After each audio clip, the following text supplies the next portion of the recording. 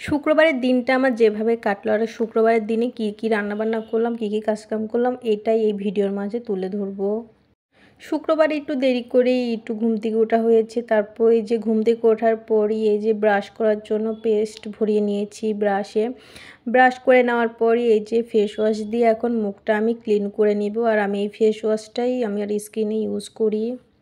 Fresh হয়ে আসার পরই এই যে এখন বেডটা গুছিয়ে নিব। গুছিয়ে নেওয়ার পরই তারপরে ছেলে মেয়েকে নাস্তা তৈরি করে দিব। এই যে বিছানাটা গুছিয়ে নেওয়ার পরই এখন রুমটা ঝাড়ু দিয়ে নিব। যেহেতু এমনিতেই ঘুম থেকে উঠতে উঠতে লেট হয়ে গিয়েছে, এখন ঝটপট করে রুমটা ঝাড়ু দিয়ে নিয়ে ঝটপট করেই কিছু ছেলে মেয়েকে নাস্তা তৈরি করে দিব। ছেলে মেয়েকে সকালে খাবার খাওয়ার পরই কিছুক্ষণ পরে যে দুপুরে রান্নাবান্না করার জন্য চলে আসছি। আজকে দুপুরে আমি যেগুলো রান্নাবান্না করব, ইলিশ মাছ দিয়ে কুমড়ো দিয়ে রান্না করব আর মাছের ডিম ভুনা করব আলু দিয়ে। আলুটা আমি চিকন চিকন করে কুটে নিয়েছি, একটা আলু ইউজ করব ডিম ভুনাতে।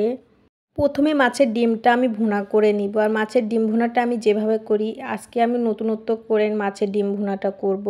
বেশি করে পেঁয়াজ কাঁচামরিচ দেওয়া হয়েছে, তারপরে এই যে পেঁয়াজ কাঁচামরিচটা ভেজে নিচ্ছি। আরেক চুলায় কুমড়োটা হালকা আমি ভাপ দিয়ে নিচ্ছি। কুমড়োটা হালকা ভাপ দিয়ে নিলে কুমড়োর এক্সট্রা করে কোনো গন্ধ লাগে না তেমন। আর পেঁয়াজ কাঁচামরিচটা কিন্তু হালকা ব্রাউন কালার করে নিয়েছি, বেশি একটা পোড়া পোড়া করে কালার করে নিইনি পেঁয়াজটায়। তারপরে যে কুচি করে রাখা কিন্তু আলু দিয়ে দিলাম। আলুটা যেহেতু সিদ্ধ হতে একটু বেশি সময় লাগে, সেই জন্য আলুটা আগে প্রথমে ভালো করে ভেজে নিব। আর ডিমের মধ্যেই কিন্তু আমি হলুদের গুঁড়া, মরিচের গুঁড়া, ধনিয়ার গুঁড়া, টেস্ট অনুযায়ী লবণ দিয়েছি। আলুটা কিন্তু ভেজে নেওয়া হয়ে গিয়েছে, দেখতেই পাচ্ছেন।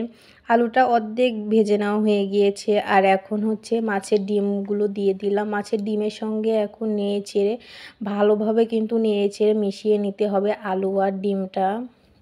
আর কুমড়ো দিয়ে যে ইলিশ মাছটা রান্না করব, সেই জন্য মশলাটা কষিয়ে নেওয়ার পরে তারপরে ভাপ দিয়ে রাখা কুমড়োগুলো দিয়েছি। দিয়ে দেওয়ার পরে এখন কুমড়োটা কিন্তু মশলাপাতির সঙ্গে ভালো করে কষিয়ে নিতে হবে। মাছের ডিম ভুনাটা কিন্তু কমপ্লিট হয়ে গিয়েছে। এই ফার্স্ট টাইম আমি আলু দিয়ে মাছের ডিম ভুনাটা করতেছি, খেতে খুবই মজা হয়েছিল। এভাবে আপনারা একবার হলেও মাছের ডিম ভুনাটা করে খেয়ে দেখবেন। মাঝে মাঝে নতুনত্ব করে কোনো কিছু রান্না করে খেতে হয়। আজকে আমি মাঝে মাঝে পেঁয়াজ কাঁচামরিচ দিয়ে মাছের ডিম ভুনাটা করে খাই। আজকে নতুনত্ব করে আলু দিয়ে মাছের ডিম ভুনাটা করলাম আমি।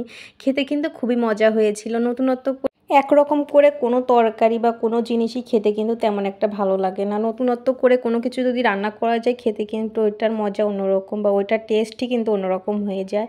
তারপর এই যে কুমড়োটা কষিয়ে নেওয়ার পরই তারপরে ঝোলের পানি দেওয়ার পরে যে মাছ ইউজ করলাম, এখন হচ্ছে মাছের তরকারিটা রান্না করে নিব। আর ইলিশ মাছ দিয়ে কুমড়ো দিয়ে কিন্তু মাছ রান্নার এর আগেও কিন্তু রেসিপি দিয়েছি আমি।